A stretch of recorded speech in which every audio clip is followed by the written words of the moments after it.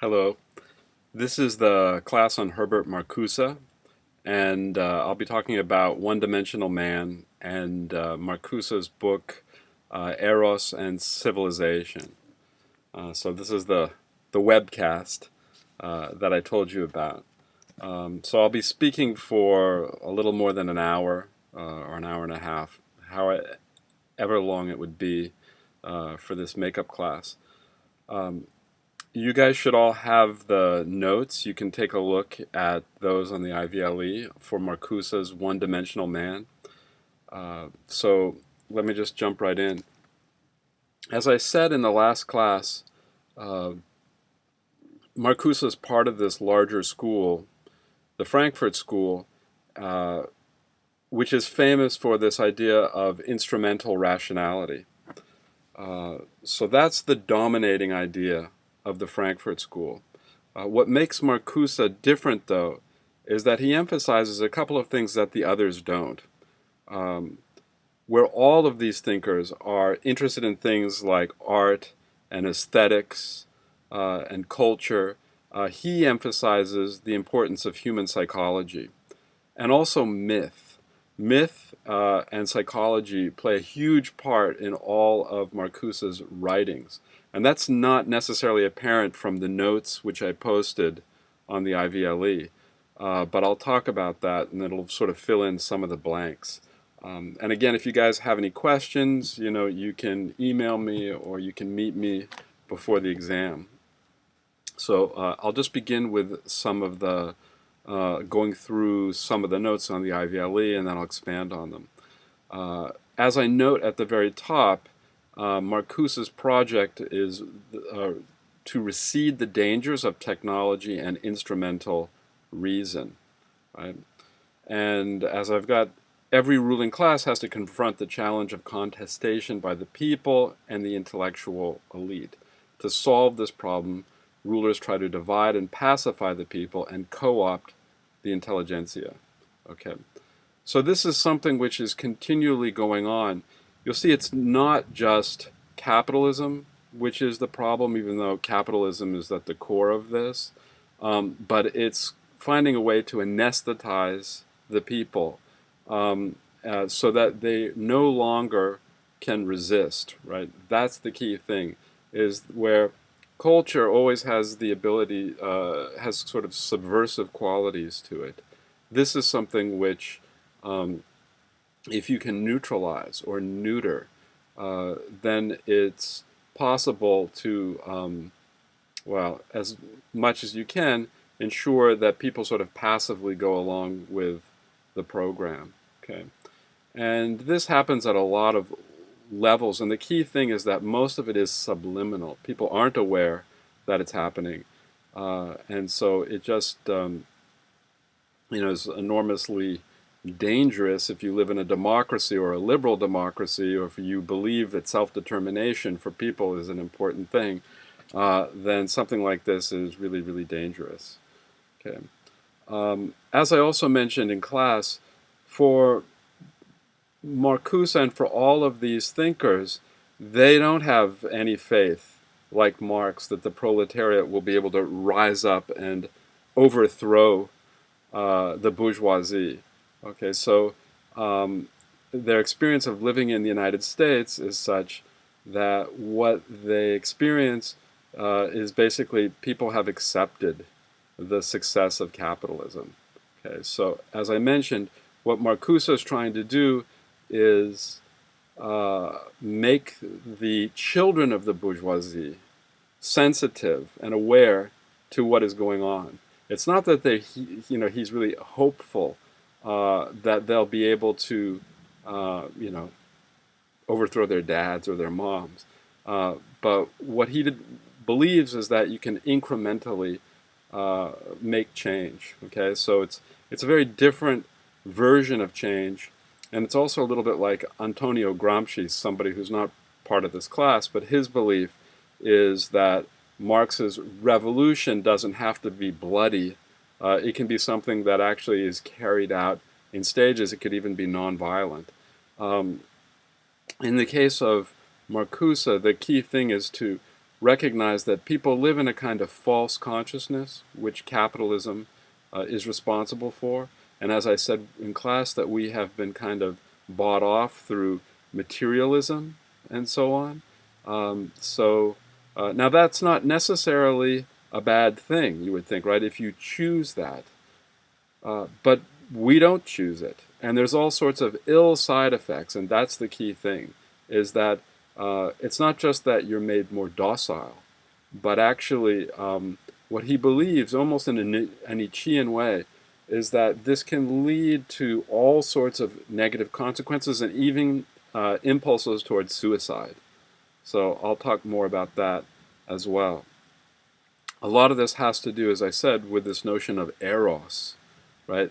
Eros in Greek, as I said, doesn't refer to sex, but it refers to a kind of joyfulness and desire for all things related to human flourishing. So you could have an eros for knowledge, you could have an eros for art, you could have an eros for all sorts of things. That is something which, if you can, not only does that pose a threat to those who are in power, right? Because desire and passion are things that cannot easily be dominated, right? If you can, because there's something spontaneous. It's the realm of the irrational, right? Now you can condition people psychologically to reflexively react a certain way, and this is what Marcuse points out. This is done through propaganda and advertising and so on, but it's very different than using coercion or the typical means which government often, employs to, control populations. Okay. Okay. So, the goal of the ruling class, and you can see this on the first slide, right, is that to render both innocuous by mediation human reason. Oh wait, I'm blowing this.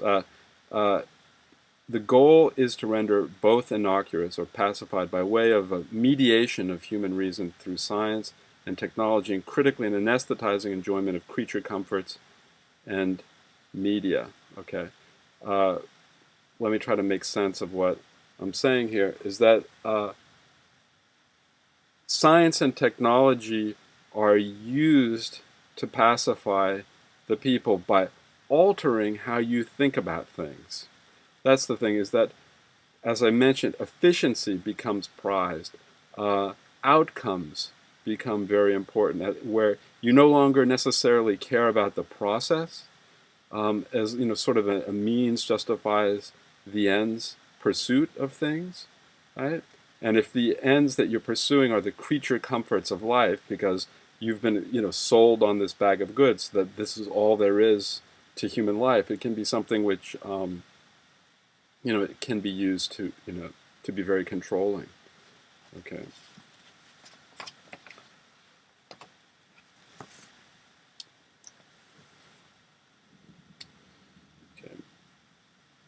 So we are physically and psychologically enslaved by the passions that are not our own, but implanted in us in a way that makes our happiness administered. Okay? So individuals are indoctrinated down to their very instincts. Now this would be an extreme version. You'd really have to have an enormous amount of indoctrination to be able to control people's instincts. But Marcuse believed that was possible, and he calls it a kind of social tyranny. Okay.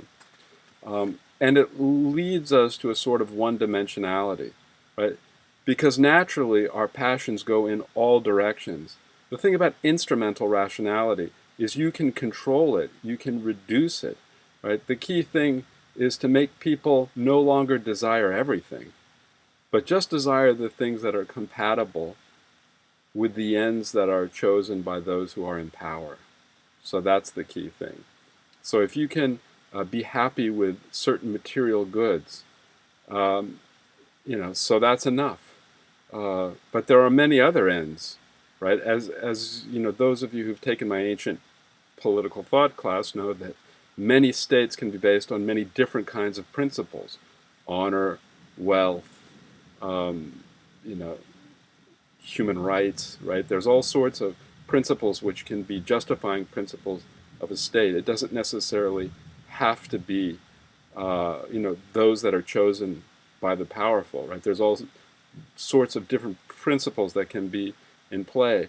The idea is if you can somehow commodify these things or mediate them through technology or whatever else, again, it's a way to kind of control the people.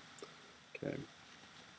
What I want to do is kind of take a digression from what I've got here and jump to some of these, what I've got on the third slide, where I talk more about eros, right?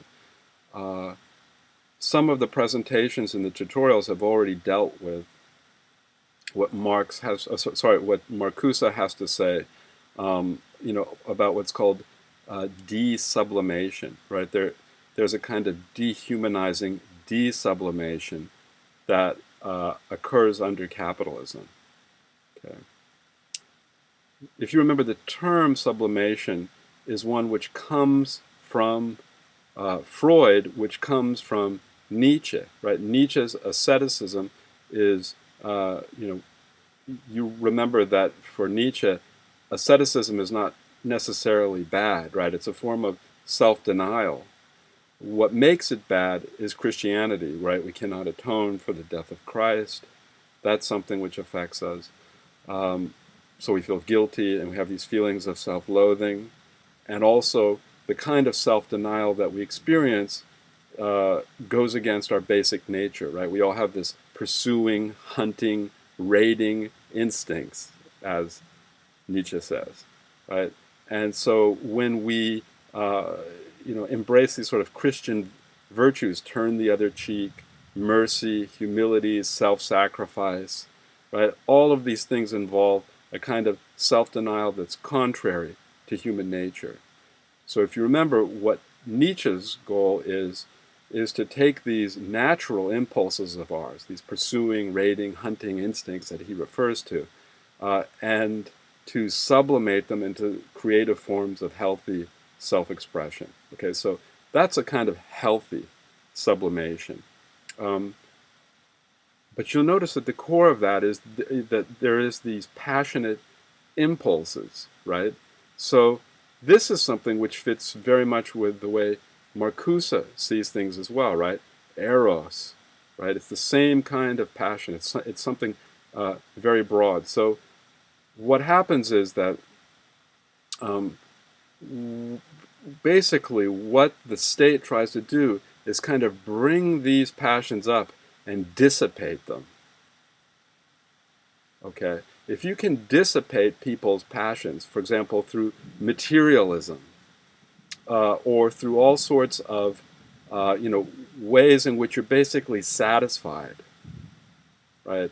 And what Marcuse says, quoting John Stuart Mill, is better to be Socrates dissatisfied than a pig satisfied, right? There's something about this hedonistic lifestyle which really, even though it can make us physically happy, doesn't really satisfy us. It certainly doesn't satisfy us in the broadest sense of any kind of spirituality. So better to be, to deny ourselves a bit. Again, better to be Socrates dissatisfied, right, unhappy with all of the things in the world, as opposed to simply satisfying all of our desires. But this is what happens, right, when everything is commodified, art, aesthetics, etc., etc. We don't really have any reason to do anything, right? You can lie around in bed all day, or go sit and have lunch and chat with your friends. This is kind of what the bourgeois lifestyle is. When people criticize the bourgeoisie, it's always because the bourgeoisie don't really have any reason to do anything, as long as you get, as your basically your needs are getting met, and you travel around, each year you take a trip to Europe or something. You eat in the restaurants that you want to. You buy the clothes that make you happy. There's no real reason to go beyond that. Right? But the people who change the world, those, who drive civilization, are rarely those kinds of people. There's a great quote by Tennessee Williams. He said, "No great works of art were ever written by the side of a hotel swimming pool." Right? It's worth thinking about. Right? It's true. It's true. So he has this great essay called "The Catastrophe of Success." Right? One of the problems with great success is it just makes you, passive and docile. Right? And this is something that he saw in himself as a playwright. He's the author of A Streetcar Named Desire, The Glass Menagerie. He had a whole bunch of very famous plays, and he became very wealthy. Cat on a Hot Tin Roof. But he saw it in himself. Right? So you always need to, what Kierkegaard says, leave the wound of the negative open. You should never be that satisfied with your life. Okay? So this is what Marcuse is getting at. Okay? So in One-Dimensional Man and in Eros and Civilization, he uses human psychology to explain the emergence, maintenance, and triumph of mass consumption and the culture industry, analyzing its negative effects, and he attempts to offer a solution that he hopes will bring about civilization's liberation. Okay. So what he does is he talks about certain things which you guys are not going to really need to know for the exam, but I'll just say this. He looks at Freud. Freud says we all, as I think I mentioned in class, Freud has this idea of the id, the ego, and the superego. So the id is your natural desire for pleasure, right? Infants have this. And this is tamed by ego. So when you're id, you're pure subjectivity. Right? Ego is when you become aware of yourself as an object. Right? So me giving this strange webcast, right? A lot of people have plastic surgery because they're very self-conscious about how they look, right? It's when you become very much aware of yourself as an object. And that's not necessarily a bad thing, right? We think of it as a bad thing, but at least within human psychology and within the infant, within the life of an infant, the child becomes aware that its mother has interest, there are other children, and so on. So it tempers how it reacts to the world. It's a natural socializing and civilizing process that we all go through. And then this also is mixed with what he calls the superego, which is essentially the morals of the community, values, ideals, morals. These all sort of work together. And a healthy human being is a combination of all three of these things, and if any one of them dominates completely, then you won't be necessarily all that healthy. Okay, turn this away from this light here. Okay, so what Marcuse says is that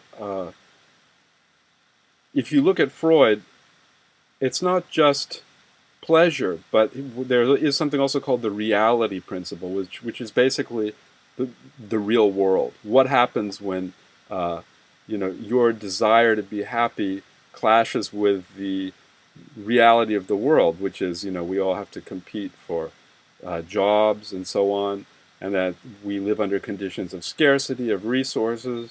It's very difficult to be truly happy, and so our desire to be and our desire to become something in the future is always somewhat stymied. We never actually so what we're always doing, and you'll notice this when people work, right?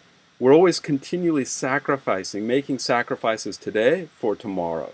So you guys will be studying, working on your degrees, and you might be at a moment where you could be, let's say, making more money in a job or not working, getting more sleep, having a better life, but you're making sacrifices now for the future.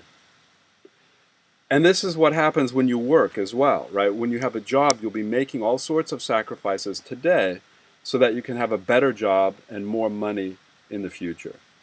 Okay. What Marcuse says is that it's very rare that these things are ever actually realized. Is that often this process of becoming is a continual process that never ends. It's very rare that you ever reach some stage where you're truly happy and truly satisfied. So there's this bumping up of effect of the reality principle and the pleasure principle. And this is, under conditions of capitalism, this is something which is intentional. It's a way of controlling things. Now, I've heard this said in Singapore, for example. The two biggest purchases that a Singaporean will ever make in his or her life is your HDB and your car. Those are very expensive things. So you require very little money as a down payment often to get both of those things, right? You can get a car very inexpensively as a down payment, or you can purchase an HDB relatively inexpensively.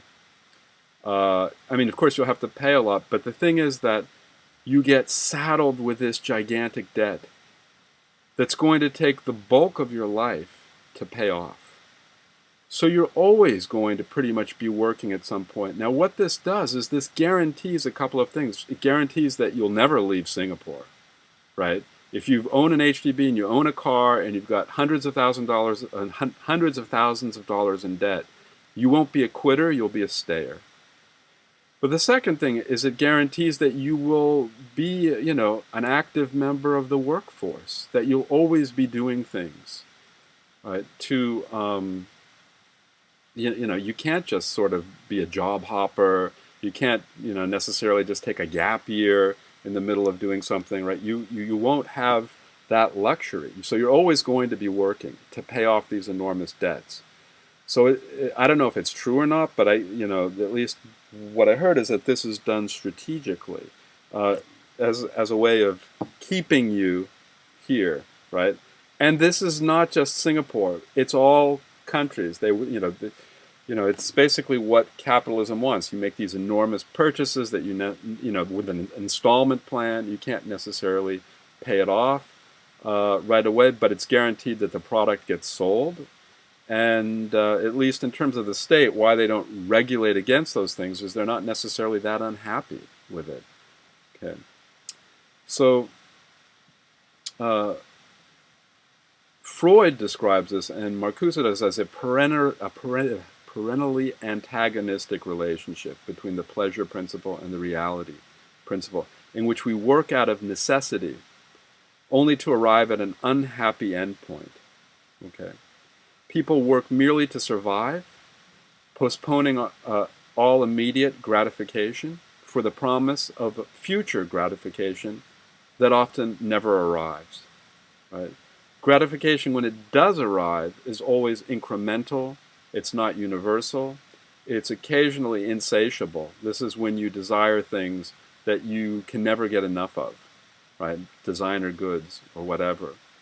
So we're always in this process of where there's this unfulfilled promise of becoming, right, that is never really realized. And so for Freud, this is the essence of the human condition. For Marcuse,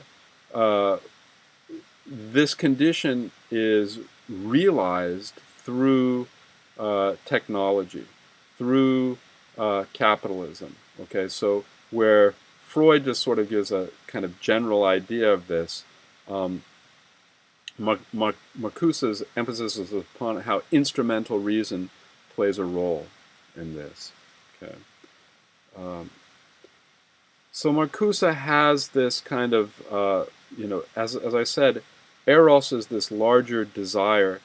What he says, and there's this term which goes back to Freud, the libido, which is it's basically your sexual desire.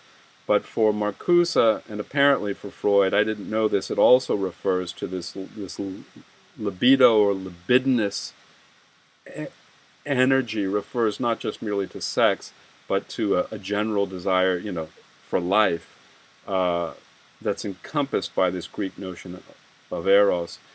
This is something which the state, and or at least the powerful, those who control the means of production, are always trying to tame. And what Marcuse says is that this turns it what he calls thanotic. Now, what that means is, just like you have certain desires for all kinds of things, right? Hunger, whatever. The Greeks believed that we actually have a desire toward death, right? It's called thanatos. Plato talks about it, Aristotle talks about it. It is the death instinct. Very strange idea, right? But it is something which we never entirely escape. And I think it fits a little bit with what I was telling you about Jean-Paul Sartre. Remember that I said that Sartre believed that when you stand at the side of a cliff, or you stand next to at the edge of a high bridge or something, the anxiety you feel, or the fear you feel, is not because you fear that you might slip, but actually because you know you can throw yourself off of a cliff, right? It's something that we don't want to acknowledge. We're all in denial about it, but we're never entirely unaware of that we just might do it, right? At any moment, right? And this is the key thing about all of those existentialist philosophers, is they believe that we always experience this anxiety from the fact that we are free, and we are always trying to escape our freedom. That's what they believe. So we feel anxiety about this. And so this is this death instinct, right? Is that there's something that drives us toward this. And what Marcuse believes is why all this is so dangerous is because basically our healthy, natural, life-affirming impulse, right? That pursuing, raiding, hunting instinct, right? That drives people, where you see life as a kind of feast, in which, in a very healthy way, in modern civilization, we sublimate it into all, the arts or whatever else. This becomes, this is his view, transmogrified or transformed into something which, I guess it's a little bit like Nietzsche in that it can become suicidal. It's when you blunt it, right? You have this pleasure principle, right? And there's this tension with reality. Reality has a way of of altering this natural healthy joyfulness, this something which is very life affirming, and all of the Marcuse and Freud associate this partially with the Enlightenment, right? So how science is trying to conquer nature, right? And reason conquers religion, right? This is something which also happens with technology. This is basically your natural id, which is being blunted.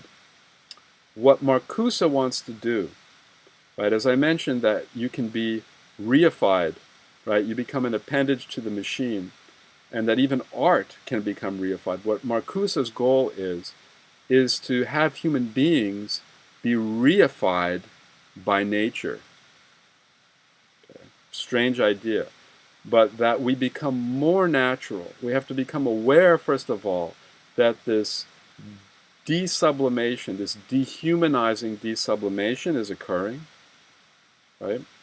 And we tried, and how this ultimately will lead to something suicidal. And by the way, this explains how Auschwitz is possible, right?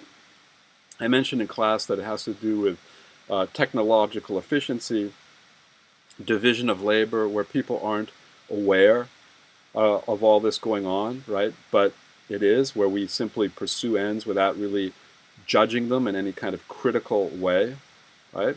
The ends justifies the means, but the end result is you have improved means to an unimproved end, right? It's not only unimproved, it's something, lethal. Uh, there's also this going on, is that with Auschwitz, the end result is death, right? Is that, and this happens, right? This is like an entire civilization, so to speak. Well, Hitler's thousand-year Reich. Uh, in the end, it's just, all it's doing is just killing a lot of people, right? You don't really see. Uh, I mean, it had all sorts of ideals and goals beyond that, but this is sort of the modus operandi of it, and uh, so there's something kind of very, very intensely negative about how all these things sort of come together, right? And what makes Marcuse and all these thinkers unique, again, is that they explain the emergence of fascism by way of capitalism, right? So capitalism is part of this socializing process, right, where everything is commodified and then you can control it, and the influence of technology, etc., etc. Okay, so I'm not sure. Okay, so I spoke about that in class, right, where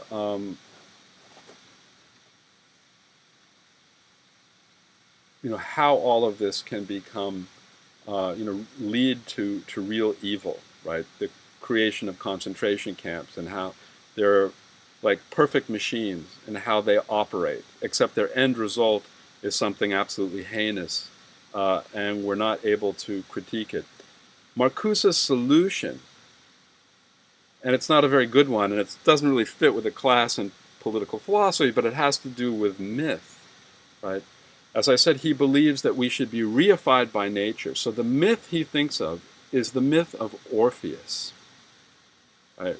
So those of you who know anything about Greek mythology, Orpheus was the son of Apollo. And he was very famous because he played this beautiful lyre. I don't know how you pronounce it, lyre, which is this kind of harp. And he was so talented, and he was such a beautiful lyre player, that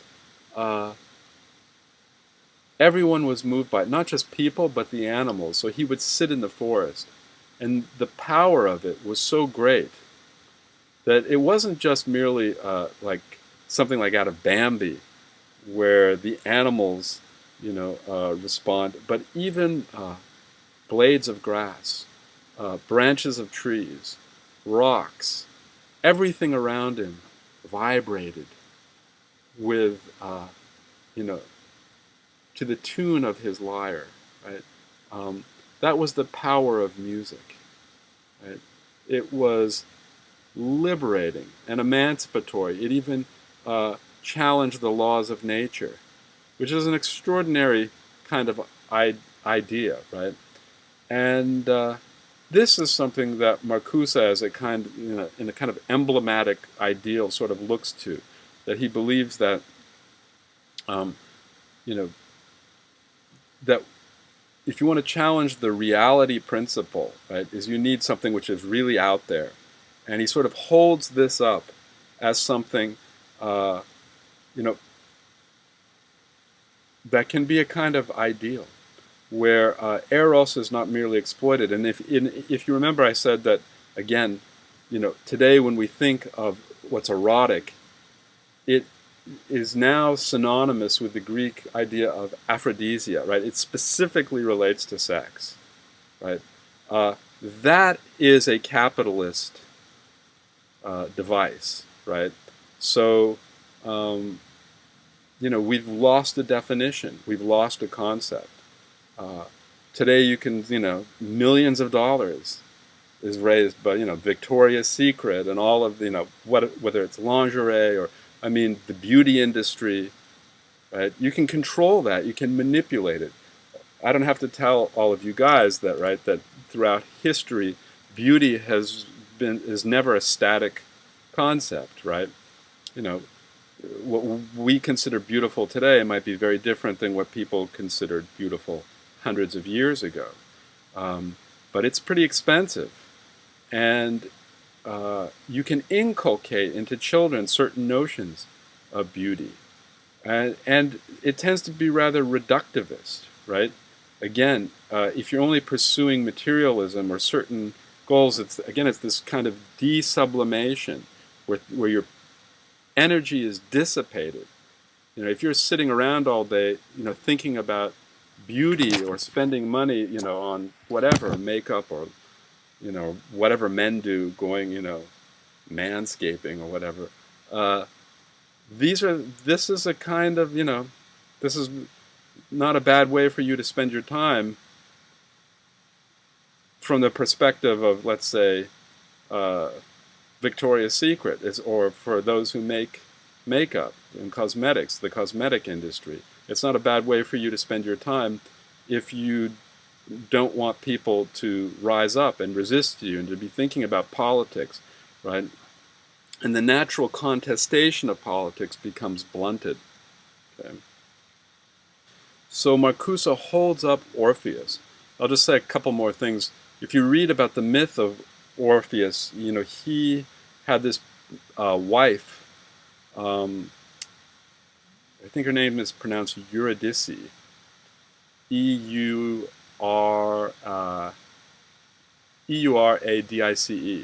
So if I don't know if I'm pronouncing the Greek correctly, but Eurydice. And Eurydice was, she was this beautiful woman who, according to Virgil, right, and the myth of Orpheus appears in a number of famous Greek lyric poems. In Ovid's Metamorphoses is one of the most famous, right? But it describes how she was chased by suitors even after she was married. She was dancing in the forest with these nymphs, and then she got bitten by a snake, and it depends on which version of the myth that you hear about. It could be a serpent, some it's a snake or some kind of a giant insect, but she dies, and she ends up her soul goes to Hades. Okay? Orpheus decides that he's going to go to this netherworld to rescue Eurydice. So he goes, this is a story of great love, right? He's risking his life, but he goes down there and he brings his lyre and he plays it. There's a Cerberus, which is like a three-headed dog, which is guarding Hades. And he's able to get past this animal. And he, when he's down there, I can't remember exactly who it is he speaks to, but I guess it's essentially like Mephistopheles or something, which I think, if I remember correctly, that's like the Greek version of Lucifer or Satan. He makes a deal that he will play his lyre for a while, and in return, he gets to bring Eurydice's soul out of Hades. But it's on one condition, and the condition is that as he's bringing her out, as he's exiting, he's not allowed to turn and look back. If Orpheus looks back, she will turn to dust, and that he will never be able to get her back. And what happens is that she is actually following him as a shadow. She's going to become a human woman again only when she exits from the underworld, right? So according to the myth, she's going to go from shadow to light. It sounds very kind of Platonic. And then she's going to become a human being. But what happens is just when he reaches the exit, because he can't hear her footsteps, he turns around and he sees her being pulled back. And that's like a horrible ending to the story. But so he realizes that the only way he would ever get her back again is if he dies. And apparently, at some point, and there's different stories about how Orpheus died, but the main point of that is that, he didn't trust. Trust is very important even in Greek mythology. And he didn't trust both Mephistopheles, I guess, who would, and he also didn't trust himself, and But the key thing is that uh, Orpheus is sort of strange, right? It doesn't fit with the idea of reason or rationality. The myth of Orpheus. It goes very much against what we tend to think about when it comes to the Enlightenment, for example, and reason. But what it does fit very well with is the idea, that art and aesthetics, or the things that are best in life, are based on nature, right? It's something, the idea of the vibrating rocks, right, and blades of grass, and the animals in the forest, right? All of this is a kind of strange idea that doesn't really fit. It fits much more with like folk arts, right? Something very spontaneous, right? So Orpheus, according to Marcuse, is the ever-present possibility of the erotic that is within us. He represents a joyful playfulness. It's a gratification that is rooted in such things as the unreflectiveness of sleep. It's a recognition of the magicalness of nature. Right? And this sounds very much like Weber, right? We live in a disenchanted world, so what we want is a re-enchanted future. Again, and Nietzsche, right? Science, literary criticism, all of these things have undermined not just religion, superstition, sort of the realm of the subjective, and this will to truth or whatever, right?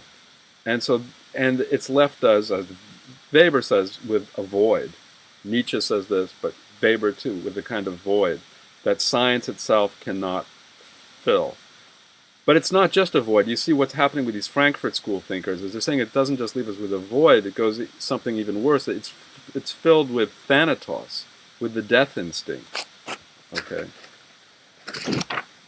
So nature is seen as something to be objectified, and it's hostile, and it's something to be conquered. What he wants to get back to, what Marcuse wants to get back to, is nature, a kind of nature which is subjectified, eroticized.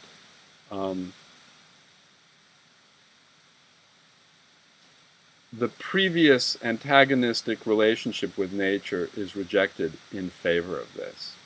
Okay.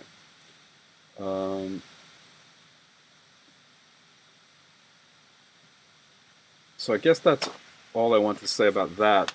But that's sort of Marcuse's solution to this problem. So let me go back to the slides. Right.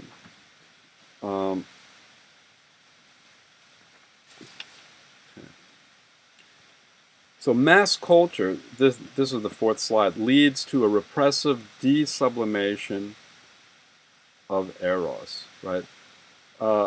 Mass culture, in this sense, is almost synonymous with the culture industry, right? Again, they're not entirely the same thing, but this term mass, what's wrong with the word mass? I don't know if I mentioned this in class, but I'm sure I did, right? The term masses, you hear all the time, right? In speaking of the people, was never used before Marx. Karl Marx was the first person to talk about the people as the masses, as this kind of blob, this amalgam, where we lose any kind of individuality. And that's what's so awful about it. But for Marx, he didn't really think of it. I mean, he thought of the people this way. But I mean, again, Marx wasn't anybody who believed in negative liberty. And as you know, something like individualism is not something that he really prizes, because he believes, a little bit like Rousseau, that when we talk about this kind of an unencumbered self as someone who's simply going to be manipulated by the powerful, by the rich, etc., etc. So individualism doesn't mean all that much. So the people are the masses. So mass culture is like this as well. It's this kind of blob which you can shape in all sorts of different directions. It's not heterogeneous. Uh, it's not bifurcated into all sorts of different ways and cleaved. It's something which is kind of this mix, this amorphous mix. Pop culture, right? Pop culture doesn't, you know, we often like to think of it as having a certain identity, but often it doesn't. It's a commodified identity, right? Music, film, whatever it might be, they're often very much related, right? The kinds of things that people purchase are relatively similar. And as I said, there's a view that under conditions of capitalism, that culture always is something which panders to the lowest common denominator, right? That's how you're guaranteed to sell the most units of your product. So it's quite vulgar, right? So that's why it fits with the masses, right? It's the culture, it's a kind of the vulgar culture of the masses. And this is, basically how we end up being dissipated, right? The high culture, high art, and low culture, low art, are sort of merged into this. Well, I guess it's just basically that high culture is lowered. There is no high culture. Okay, so one thing that Marcuse says is that mass culture is brought down from the sublimated realm of the soul or the spirit of the inner man and translated into operational terms and problems, right? So there's a kind of practicality that this has, and this is associated with its commodification, right? And this fits also with what I was talking about Walter Benjamin, right? When you have a concert or a performance in the past, right? It might be open air, it may be outdoors. There was a certain setting and a certain environment and a certain state. It's state dependent. What we've done when we put it, on an iPod or an MP3 player or on your iPhone or something, it alters it. Right? But there's a lot of work that goes into that. When you technologize something, you transform it. Right? And the thing is that all of this is done in a very controlling way. It's very different than how art was originally envisioned. Okay.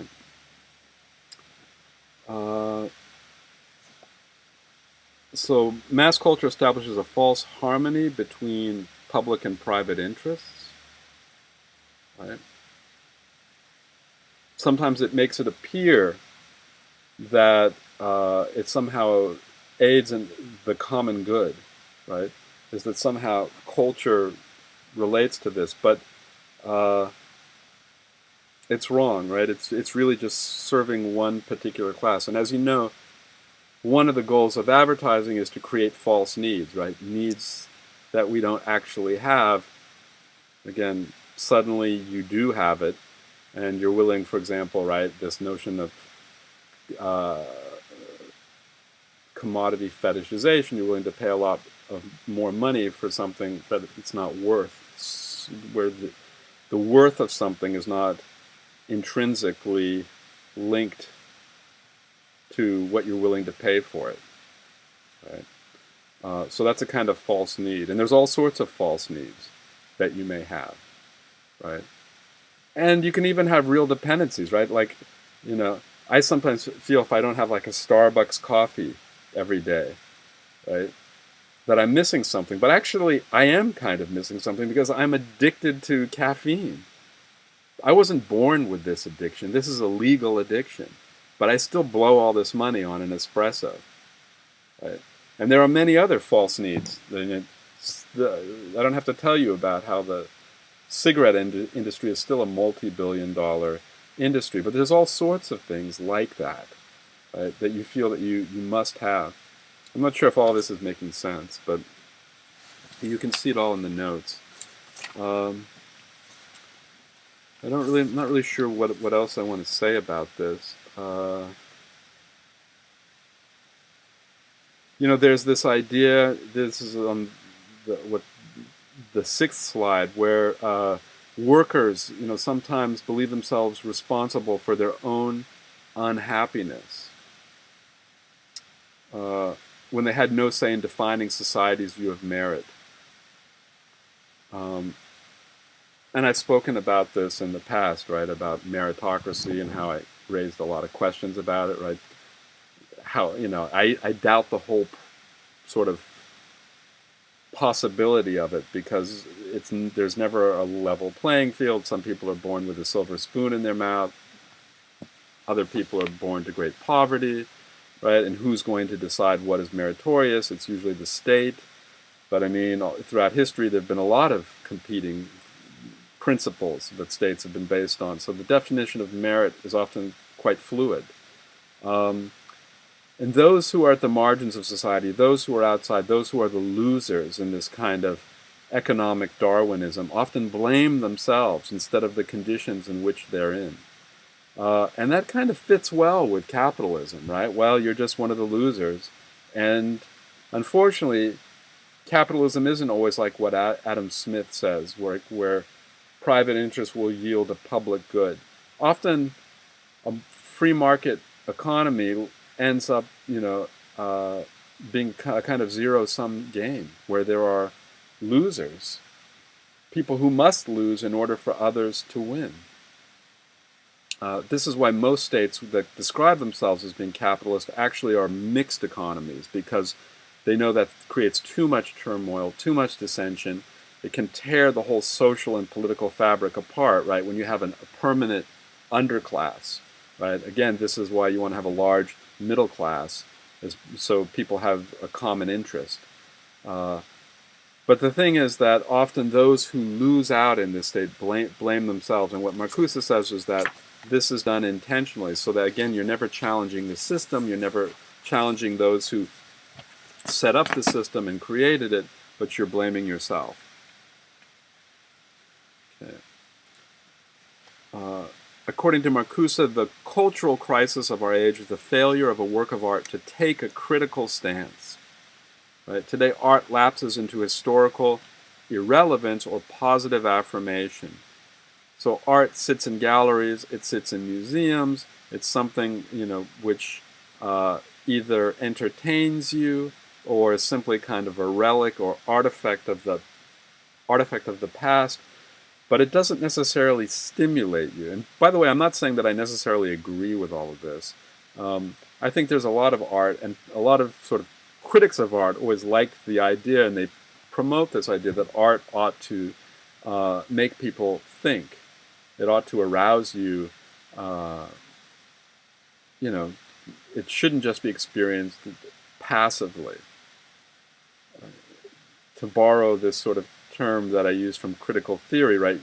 You could even have, instead of having a kind of monological relationship with art, where you're merely just the passive consumer of it, maybe you can have a kind of dialogical relationship with the artist who created the art, where somehow you're participating in it, or it's eliciting a kind of response. You could actually look at a very old piece of art and have a behavioral response to that piece of art today.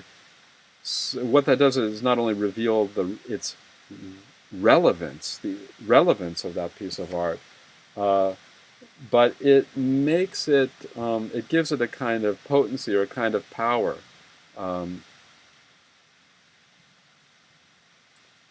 Art can critique the status quo, but it can alter the status quo if those who are the, I hate to use this term because this is what they're against, the consumer of art, but those certainly who are the spectators of it, if they're affected by it,